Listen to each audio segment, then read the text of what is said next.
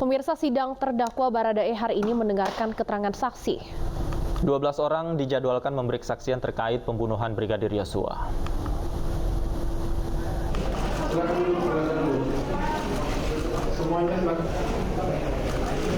Dalam sidang hari ini dihadiri langsung oleh Barada Richard Eliezer. Sementara pihak keluarga almarhum Yosua juga hadir langsung dalam persidangan. Kuasa hukum keluarga Yosua Kamarudin Simanjuntak menjadi saksi pertama.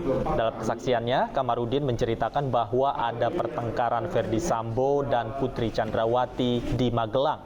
Kamarudin juga menyatakan bahwa Putri Chandrawati ikut menembak Brigadir Yosua.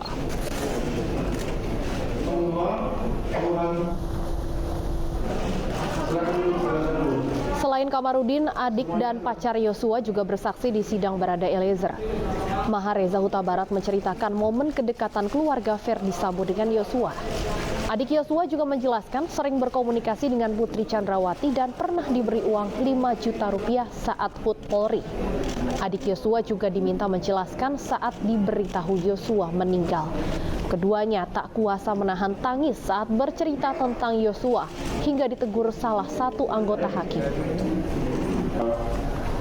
Para saksi ini 4 kali. Dan pemirsa, kita kembali ke Pengadilan Negeri Jakarta Selatan untuk memperbarui informasi terkini persidangan Barada Eliezer bersama Syafati Suryo. Syafa, bagaimana perkembangan jalannya persidangan hingga sore ini? Ya, selamat sore Stefani, Davi, dan pemirsa. Saat ini 9 orang saksi masih menyampaikan keterangannya di ruang sidang utama Gedung Pengadilan Negeri Jakarta Selatan. Ke-9 saksi ini merupakan ayah, ibu, tante, adik, dan juga kakak dari almarhum Brigadir Joshua Huta Barat. Selain itu ada juga sejumlah petugas rumah sakit di Jambi yang sempat menyuntikkan formalin ke jenazah Brigadir Joshua. Stefani, Davi, dan pemirsa, berdasarkan keterangan yang disampaikan oleh 9 orang saksi ini, pada intinya ayah dan ibu Brigadir Joshua ini menceritakan mengenai awal mula mereka mendapatkan kabar kematian putra kesayangannya Brigadir Joshua. Setibanya di rumah duka ini, ayah dan ibu Brigadir Joshua menceritakan betapa ketatnya pengawalan dari pihak kepolisian saat mengantarkan jenazah putranya ke rumah duka di Sungai Bahar, Jambi. Bahkan ayah dari Brigadir Joshua yakni Samuel Huta Barat sempat diperintahkan untuk menandatangani berkas acara penyerahan jenazah oleh seorang anggota polisi di rumah duka, namun kemudian ditolak oleh Samuel Huta Barat sebelum dirinya bisa melihat secara langsung bagaimana kondisi jenazah putranya untuk memastikan bahwa seseorang atau jenazah yang berada di peti tersebut merupakan benar adalah putranya yakni Brigadir Joshua, yang kemudian akhirnya diizinkan untuk melihat secara langsung bagaimana kondisi jenazah, dan disitulah Samuel Huta Barat merasakan ada kejanggalan pada sejumlah luka yang ada di tubuh anaknya Brigadir Joshua. Hal inilah yang kemudian memicu keluarga Joshua untuk mengusut kasus ini dan melaporkannya ke kepolisian. Kemudian selain itu juga meminta agar dilakukan autopsi ulang terhadap jenazah putranya usai dikebumikan untuk mencari tahu penyebab pasti kematian putranya Brigadir Yosua Nofriansah Huta Barat.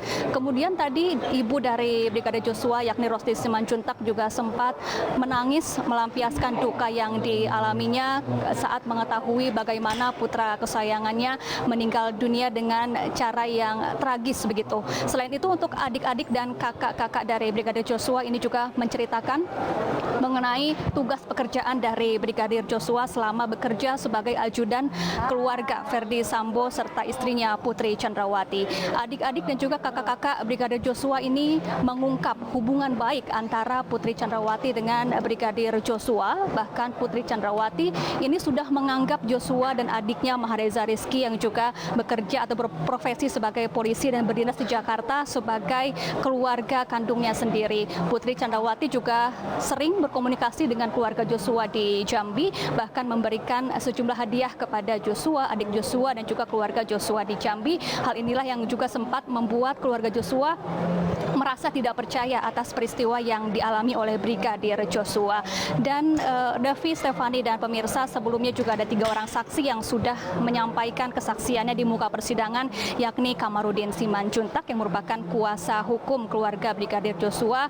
Kamarudin menyampaikan bahwa pihaknya sudah melakukan investigasi pribadi terhadap kasus pembunuhan berencana Brigadir Joshua. Kamarudin mengklaim bahwa tidak hanya Ferdi Sambo dan Barada Eliezer yang menembak Brigadir Joshua di TKP Duren 3, namun Putri Chandrawati juga menurut Kamarudin ikut turut menembak Brigadir Joshua di TKP, yang hal ini juga kemudian perlu di cross check kembali di persidangan pembuktian berikutnya.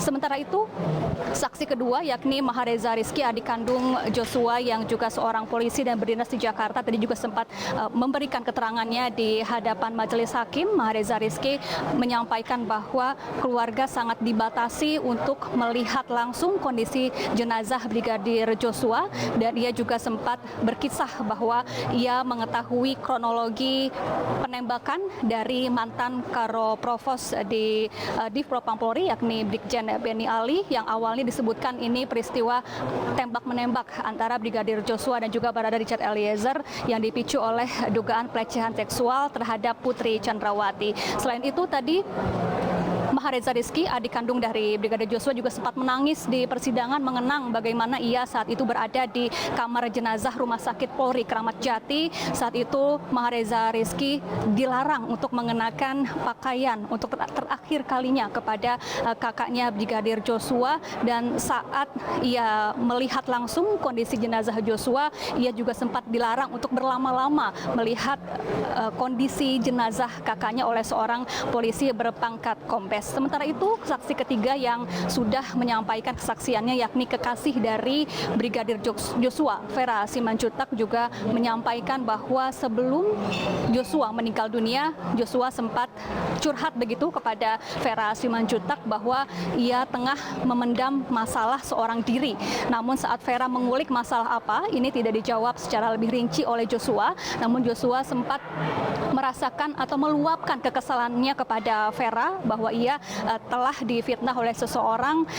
Ia dikatakan sudah menyakiti Putri Chandrawati karena ia merasa tidak pernah melakukan perbuatan yang menyakiti Putri Chandrawati. Dan kemudian Joshua juga sempat menyebut-nyebut skuad lama, yang ini kemudian ditafsirkan oleh Vera Simanjuntak bahwa skuad lama ini merupakan sekelompok ajudan lama yang pernah bekerja kepada keluarga Ferdi Sambo dan juga Putri Chandrawati, yang kemudian belakangan ini dijelaskan oleh pihak Komnas HAM yang sempat menginvestigasi kasus ini bahwa skuad lama itu bukanlah sekelompok ajudan, namun adalah Kuat Ma'ruf yang merupakan sopir pribadi dari Ferdi Sambo. Hal ini juga masih akan terus didalami di sidang-sidang pembuktian dan juga keterangan saksi selanjutnya. Davi, Stefani. Ya baik, terima kasih Syafati Suryo melaporkan langsung dari Pengadilan Negeri Jakarta Selatan. Selamat bertugas kembali, Syafa.